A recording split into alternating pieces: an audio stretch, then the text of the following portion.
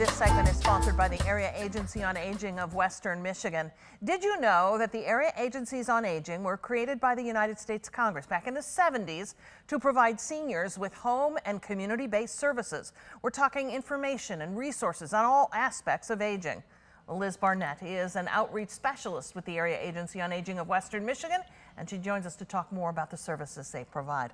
Good to see you. Thank you for having me today, Catherine. I gave a little bit of the history, but tell me more about the Area Agencies on Aging, specifically of Western Michigan, the kinds of services you provide, and a bit of the history. Yeah, so let's start with the history. Nearly 50 years ago, the federal government was feeling the pinch of long-term care, and so some bright minds came together and said, what can we do to provide some care in home, since 3 out of 4 people would really prefer to age in place? And so they came up with, or birthed, these different agencies called the Area Agency on Aging, and they're often called AAAs. And so 50 years ago is when long-term care options were provided in home at a local level, so that people that are aging in place can have all sorts of options available and really have resources in their local area. So talk a bit about those resources and the services. Yeah, so we consider ourselves, as the Area Agency on Aging of Western Michigan, the source for seniors. So we want to be able to provide information and assistance, as well as ways to meet practical needs for aging in place with dignity. And that's often going to come in the form of, like, where can I have some food, home delivered meals? Or what about transportation? If I'm not able to drive and need to go to the doctor, how can I get there? As well as other practical needs like in-home care, light housekeeping, or personal care to help with maybe transferring and different things like that. And we often prioritize those needs based on economic need and physical need.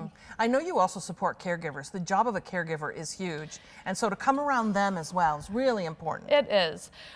We feel like most of what we do is work in conjunction with families and friends that are already caring for their loved ones.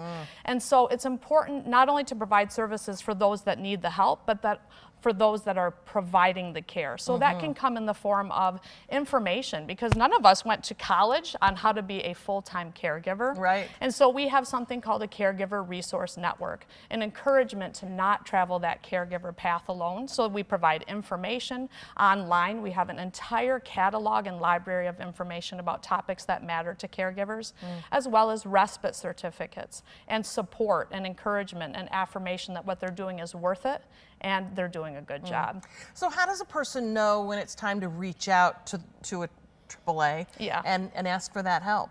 Well, in short, my answer is always today.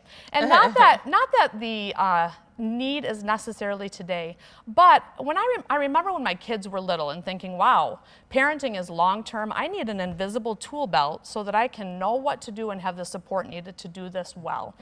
And when I think of long-term care for seniors, it's a little bit of the same. Like, we need an invisible tool belt so that we can be proactive as family and friends and individuals, and not always reactive in a crisis situation. And so that includes maybe calling our number and saying, what resources are available for me based on my income and assets and need and situation, and just planning ahead for the future step by step, so that you can pull out those tools when needed for either yourself or, so often, for a friend who's asking you those questions. Yeah, there's so many. I think a lot of people piece it together, right? There's all this, there's how do I get that respite care? Where do I find, who can help me with sort through my medications, whatever.